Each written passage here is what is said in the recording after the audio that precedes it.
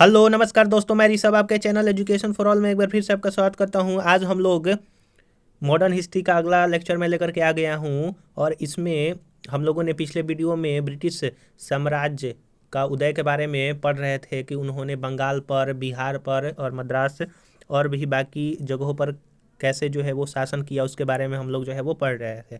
पिछले वीडियो में हम लोगों ने 32 क्वेश्चन तक किया था। अगर आपने उसको नहीं देखा है तो उसका मैं डिस्क्रिप्शन में लिंक दे दूंगा या फिर आप प्लेलिस्ट में जा करके जो है वो देख सकते हैं। आज हम लोग जो है वो 33 नंबर क्वेश्चन से स्टार्ट करेंगे। चलिए हम लोग जो है वो स्टार्ट करते हैं। अगर आपको वीडियो अच्छा लगेगा तो वीडियो को लाइक कर दीजिएगा, अपने दोस्तों में शेयर कर दीजिएगा और चैनल को सब्सक्राइब नहीं किए हैं तो चैनल को सब्सक्राइब कर दीजिएगा। चलिए आज का पहला क्वेश्चन नंबर है 33 नंबर कि भारत में निम्नलिखित वायसरायों में से किसके काल में Indian penal code, civil procedure code और क्रिमिनल प्रोसीजर कोड पारित हुआ था? तो लॉर्ड कैनिंग के जो है वो शासन काल में Indian penal code, civil procedure code और क्रिमिनल प्रोसीजर कोड जो है वो पारित हुआ था। लगभग 1861-62 में जो ये आया था और उस समय जो है वो भारत पर महारानी का शासन आ गया था। अगर आपको और इसको डिटेल से पढ़ना है तो मैं जो है पॉलिटी का वीडियो स्टार्ट किया हूँ, उसमें जो है मैं घटना चक्र का theory plus MCQ question chapter wise जो है मैं करवा रहा हूँ। पॉलिटी का आप जो है जा करके देख सकते हैं प्लेलिस्ट में। अगला 34 नंबर क्वेश्चन है कि निम्नलिखित में से ब्रिटिश सरकार का वह गवर्नर जनरल कौन था जिसने भारत में डाक टिकट शुरू किया था? तो लॉर्ड डलहौजी था जिसने भारत में डाक टिकट जो है वो शुरू किया था। और लॉर्ड डलहौजी का जो शासनकाल था वो 1848 से 56 तक था। आप ये भी याद रखिएगा। क्वेश्चन नंबर 35 है कि सती प्रथा का अंत करने तथा ठगी को समाप्त करने का श्रेय जो है वो लॉर्ड विलियम बेंटिक को जाता है और राजा राम मोहन राय के प्रयासों से सती प्रथा को जो है वो लॉर्ड विलियम बेंटिक ने खत्म किया था। क्वेश्चन नंबर 36 है कि निम्नलिखित में से अवध के स्वायत्त राज्य का स्थापना किसने किया था? तो सादत खां या फिर बुरहान उल मुल्क ने।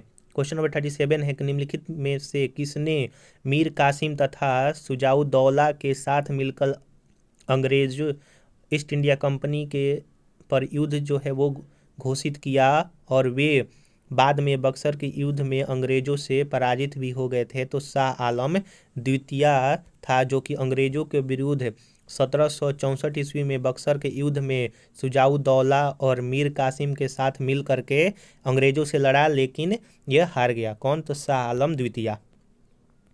क्वेश्चन नंबर 38 है कि ईस्ट इंडिया कंपनी और बंगाल के नवाब के बीच जब प्लासी का युद्ध हुआ तो उस समय मुगल सम्राट कौन था? तो अजीजुद्दीन आलमगीर द्वितीय था। यानी कि जब 1757 में प्लासी का युद्ध हुआ था तो उस समय मुगल सम्राट कौन था? तो अजीजुद्दीन आलमगीर द्वितीय। यह जो देखिए CDS 2003 में जो है वो पूछा गया है। तो ये जो है लूसेंट का सीरीज में जो करवा रहा हूँ सारे के सारे जो है प्रीवियस ईयर क्वेश्चन है। क्वेश्चन नंबर 39 है कि ईस्ट इंडिया कंपनी के नेतृत्व में रॉबर्ट क्लाइव का उत्तराधिकारी निम्नलिखित में से कौन बना था? तो वो हेस्टिंग्स जो है वो बना था। रॉबर्ट क्लाइव के बाद जो है वो हेस्टिंग्स आया था। क्वेश्चन नंबर 40 है कि नवाब सिराजुद्दौला एवं ईस्ट इंडिया कंपनी के बीच संघर्ष का प्रमुख कारण क्या था? तो अंग्रेजों ने व्यापार छूटों का दुरुपयोग यानी कि दुरुपयोग जो है वो किया था, उसके कारण जो है वो ईस्ट इंडिया कंपनी और सिराजुद्दौला के बीच में संघर्ष स्टार्ट हुआ। क्वेश्चन नंबर 41 है कि प्लासी के युद्ध में केवल कुछ सरदारों ने सिराजुद्दौला का साथ दिया, वे सरदार कौन थे? तो एक मोहन लाल थे और मीर मदान माफ कीजिएगा, एक मोहन जो है वो लाल थे सरदार और एक मीर मदान थे जिन्होंने सिराजुद्दौला का साथ दिया था प्लासी के युद्ध में। क्वेश्चन नंबर 42 है कि काल कोठरी या फिर ब्लैक होल की घटना जिसमें 146 में से 123 लोग एक छोटी कोठरी में बंद कर दिए जाने के कारण मर गए थे, कहाँ घटी थी? तो वो कोलकाता में घटी थी। और इस जो ब्लैक होल घटना के बाद ही प्लासी का युद्ध जो है वो लड़ा गया था। क्वेश्चन नंबर 43 है कि प्लासी के युद्ध के बाद भारत के लिए शाश्वत दुख की काली रात का आरंभ हुआ, यह किस बंगाल कवि का कथन है? तो नवीन चंद्र सेन का जो है वो कथन है। क्वेश्चन नंबर 44 है कि किस इतिहासकार ने 1765 ईस्वी से 1772 ईस्वी तक कंपनी के राज्य को द्वैध शासन के काल को डाकुओं का राज जो है वो बतलाया था? तो 1765 से 1772 तक बंगाल में द्वैध शासन लगा था। और किस कवि ने, इतिहासकार ने डाकुओं का जो है वो राज्य का संज्ञा दिया था? तो के.एम. पडिक्कर ने यह कहा था। अगला क्वेश्चन है क्वेश्चन नंबर 45 की सुरक्षा प्रकोष्ठ नीति यानी कि रिंग फेंस पॉलिसी संबंधित है, वो वारेन हेस्टिंग से संबंधित है सुरक्षा प्रकोष्ठ नीति। अगला है 46 नंबर की इलाहाबाद की संधि 1765 के बाद रॉबर्ट क्लाइव ने मुर्शिदाबाद का उप दीवान किसे बना दिया? तो मोहम्मद रजा खान को। और जो इलाहाबाद का संधि हुआ था वो 2 संधि हुआ था 1765 में ही।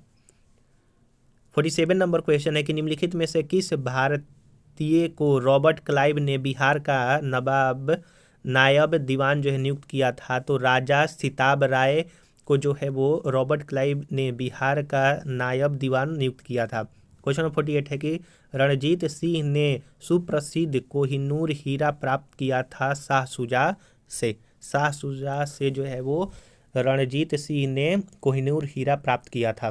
क्वेश्चन नंबर 49 है कि ब्रिटिश जनरल जिसने हैदर अली को पोर्टनोवा के युद्ध में हराया था वो सर आयर कुट था। क्वेश्चन नंबर 50 है कि महाराजा रणजीत सिंह के उत्तराधिकारी कौन थे? तो खड़क सिंह महाराजा रणजीत सिंह के उत्तराधिकारी थे। क्वेश्चन नंबर 51 है कि निम्नलिखित में से कौन सा सुमेलित नहीं है? तो लॉर्ड कार्नवालिस अस्थाई बंदोबस्त से संबंधित था, 1792 के आसपास आया था। लॉर्ड वेलेजली सहायक संधि से था जो कि 1798 ईस्वी में लागू किया था और पहला हैदराबाद के निज़ाम ने स्वीकार किया था।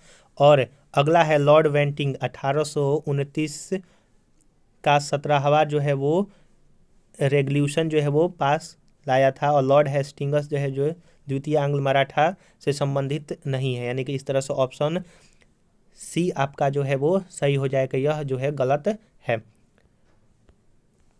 क्वेश्चन नंबर 52 है कि किस सिख गुरु ने विद्रोही राजकुमार खुसरो की सहायता धन एवं आशीर्वाद से किया था? तो गुरु अर्जुन देव। अगला क्वेश्चन है क्वेश्चन नंबर 53 की सबसे अधिक निर्णायक युद्ध जिसने अंग्रेजों के भारत में प्रभुत्व को स्थापित किया था वो बक्सर का युद्ध 1764 ईस्वी में लड़ा गया था। क्वेश्चन नंबर 54 है कि 1 नवंबर 1858 को महारानी विक्टोरिया का घोषणा पत्र इलाहाबाद में पढ़कर सुनाया था लॉर्ड कैनिंग ने। 1858 1 नवंबर के बाद महारानी विक्टोरिया का जो है वो भारत पर शासन आया और जो घोषणा पत्र था किसने पढ़ के सुनाया था? तो लॉर्ड कैनिंग ने। उस समय भारत का गवर्नर जनरल हुआ करता था, फिर वायसराय प्रथम यही बना भारत का। क्वेश्चन नंबर 55 है कि रणजीत सिंह किस मुगल से संबंधित मिसल से संबंधित है? तो रणजीत सिंह जो है वो सुकरचकिया मिसल से संबंधित है, सुकरचकिया मिसल से संबंधित रणजीत सिंह है। क्वेश्चन नंबर 56 है कि तथाकथित कुशासन के आधार पर किस गवर्नर जनरल ने मैसूर राज्य को प्रशासन में ले लिया था? तो कुशासन के आधार पर जो है लॉर्ड विलियम बेंटिक जो है वो मैसूर को अपने जो है वो राज्य में मिला लिया था, यानी कि ब्रिटिश साम्राज्य में। 57 नंबर क्वेश्चन है कि किसने अपनी राजधानी मुर्शिदाबाद से मुंगेर स्थानांतरित किया था? तो मीर कासिम जो है वो मुर्शिदाबाद से मुंगेर स्थानांतरित किया था अपना राजधानी। क्वेश्चन नंबर 58 है कि किसकी समाधि के कारण नंदेड़ गुरुद्वारा सिखों द्वारा पवित्र माना गया है? तो गुरु गोविंद सिंह का समाधि के कारण नंदेड़ गुरुद्वारा जो है वो सिखों के लिए पवित्र माना गया है। क्वेश्चन 59 है कि बक्सर का युद्ध 1764 के समय दिल्ली का शासक कौन था? शाह आलम द्वितीय था। अगला है टीपू सुल्तान अंग्रेजों के साथ युद्ध में कब मारे गए थे? तो 1799 में आंग्ल मैसूर, चतुर्थ आंग्ल मैसूर जब हो रहा था तो उस समय टीपू सुल्तान 1799 में मारा गया। और उस समय जो गवर्नर जनरल था बंगाल का वो कौन था? आप जो है कमेंट में बतलाइएगा। अगर आपको वीडियो अच्छा लग रहा होगा तो वीडियो को लाइक कर दीजिए, अपने दोस्तों में शेयर कर दीजिए। अगर आपने पीछे वाला वीडियो नहीं देखा है तो उसका मैं डिस्क्रिप्शन में लिंक दे दूंगा या फिर आप प्लेलिस्ट में जा करके देख सकते हैं। मैंने मिडिवल और एंशिएंट हिस्ट्री बहुत पहले ही कवर करवा दिया है, तो आप जो है जा करके देख सकते हैं। क्वेश्चन नंबर 61 है कि किसके शासन काल में ब्लैक होल की दुर्घटना हुआ था? तो सिराजुद्दौला के शासन काल में ब्लैक होल की दुर्घटना हुआ था। कहाँ पर? तो कोलकाता में। 62 नंबर क्वेश्चन है कि सिखों के अंतिम गुरु कौन थे? तो गुरु गोविंद सिंह थे। 63 नंबर क्वेश्चन है कि निम्नलिखित में से कौन सा युद्ध था जिसने भारत में ब्रिटिश प्रभुत्व का प्रारंभ किया? तो प्लासी के युद्ध 1757 जो लड़ा गया जिसमें ईस्ट इंडिया कंपनी का जीत हुआ, उसके बाद भारत में ब्रिटिश प्रभुत्व जो है वो प्रारंभ हो गया। 64 नंबर क्वेश्चन है कि डिडिगुल नाम है तमिलनाडु में एक नगर है। डिडिगुल नाम जो है वो तमिलनाडु में एक नगर का नाम है डिडिगुल। क्वेश्चन नंबर 65 है कि बंगाल के किस गवर्नर के समय में सरकारी खजाना मुर्शिदाबाद से कलकत्ता स्थानांतरित किया गया था? तो वारेन हेस्टिंग के समय में किया गया था। अगला है क्वेश्चन नंबर 66 कि किस अधिनियम के तहत वारेन हेस्टिंग बंगाल के प्रथम गवर्नर जनरल बने थे? तो 1773 का रेगुलेटिंग एक्ट के तहत वारेन हेस्टिंग जो है बंगाल के प्रथम गवर्नर जनरल बने थे। 67 नंबर क्वेश्चन है कि किसके समय में कलकत्ता में प्रथम न्यायालय की स्थापना किया गया था? तो वारेन हेस्टिंग के समय में कलकत्ता में प्रथम न्यायालय की जो है वो स्थापना किया गया था। क्वेश्चन नंबर 68 है कि बंगाल के किस गवर्नर जनरल के काल में पिट्स इंडिया एक्ट 1784 पारित हुआ था? तो वारेन हेस्टिंग के काल में हुआ था पिट्स इंडिया एक्ट जो है वो 1784। तो वारेन हेस्टिंग का कार्यकाल जो है वो 1772 से 84 के आसपास का था। क्वेश्चन नंबर 69 है कि अवधि और युद्ध को जो है वो मिलान करना है। तो प्रथम आंग्ल जो मराठा युद्ध हुआ था वो 1767-69 नहीं, यह प्रथम आंग्ल मैसूर युद्ध हुआ था। आप जो है अच्छी तरह से सुनिएगा कि प्रथम आंग्ल मैसूर युद्ध जो है वो 1767 से 69 के बीच में हुआ था। 1790 से 92 के बीच में तृतीय मैसूर युद्ध हुआ था, तो ये सही है, पहला गलत है। 1824 से 26 के बीच में प्रथम आंग्ल बर्मा युद्ध हुआ था, यह भी सही है। 1845 से 46 में द्वितीय आंग्ल सिख युद्ध हुआ था, यह गलत है। यहाँ पर प्रथम आंग्ल सिख युद्ध जो है वो हुआ था। तो इस तरह से ऑप्शन डी नंबर सही हो जाएगा कि 2 और 3 जो है वो आपका सही है। अगला क्वेश्चन है क्वेश्चन नंबर 70 कि सिख गुरुओं से संबंधित निम्नलिखित कथनों पर विचार करें और कौन सा जो है वो सही है। तो ऑप्शन नंबर बी यानी कि 2 और 3 जो सही है देख लेते हैं। गुरु अर्जुन देव सिखों के गुरु रामदास के पश्चात बने, यानी कि बाद में बने। और तीसरा बोल रहा है कि गुरु अंगद देव ने सिखों को उनकी अपनी लिपि गुरुमुखी जो है वो दिया। तो गुरु अंगद देव ने ही जो गुरुमुखी लिपि है वो जो है किसने दिया था? तो गुरु अंगद देव ने ही दिया था सिखों को। अगला क्वेश्चन नंबर 71 है कि भारत में ब्रिटिश शासन के दौरान निम्नलिखित राजसी राज्यों यानी कि प्रिंसली स्टेट पर विचार करें। झांसी, संभलपुर, सतारा। ब्रिटिश द्वारा इनके समामेलन यानी कि विलय का सही क्रम क्या है? तो सबसे पहले जो है वो सतारा विलय हुआ था, फिर संभलपुर, फिर झांसी जो है वो विलय हुआ था।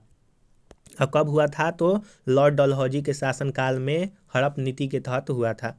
क्वेश्चन नंबर 72 है कि निम्नलिखित भारतीय शासकों में से कौन था जिसने विदेशों में आधुनिक पद्धति से दूतावास स्थापित किया था? तो टीपू सुल्तान जो है वो ऐसा भारत का शासक था जिसने आधुनिक पद्धति से दूतावास जो है वो विदेश में स्थापित किया था। और टीपू सुल्तान ने जो है वो अपना नेवी भी जो है वो बनाया था, आप ये भी याद रखिएगा।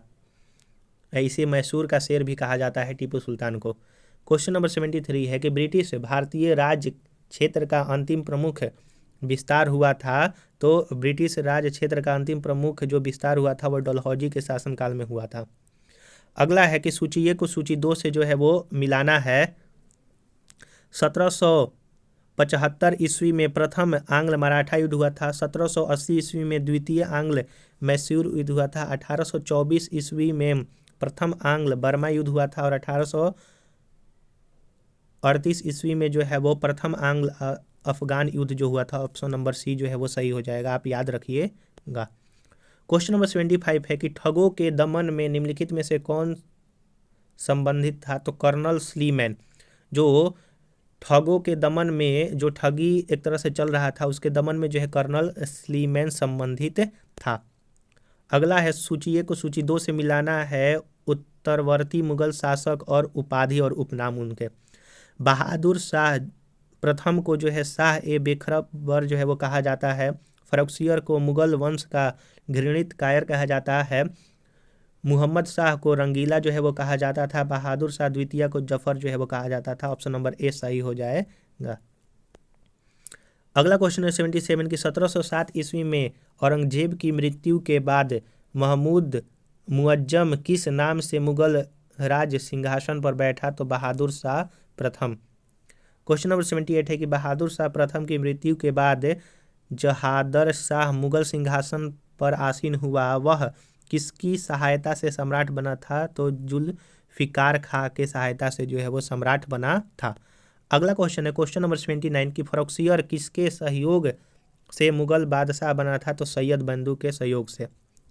क्वेश्चन नंबर 80 है कि नृप निर्माता किंग मेकर किन्हें जो है वो जाना जाता था? तो सैयद बंधु को जो है वो किंग मेकर कहा जाता था।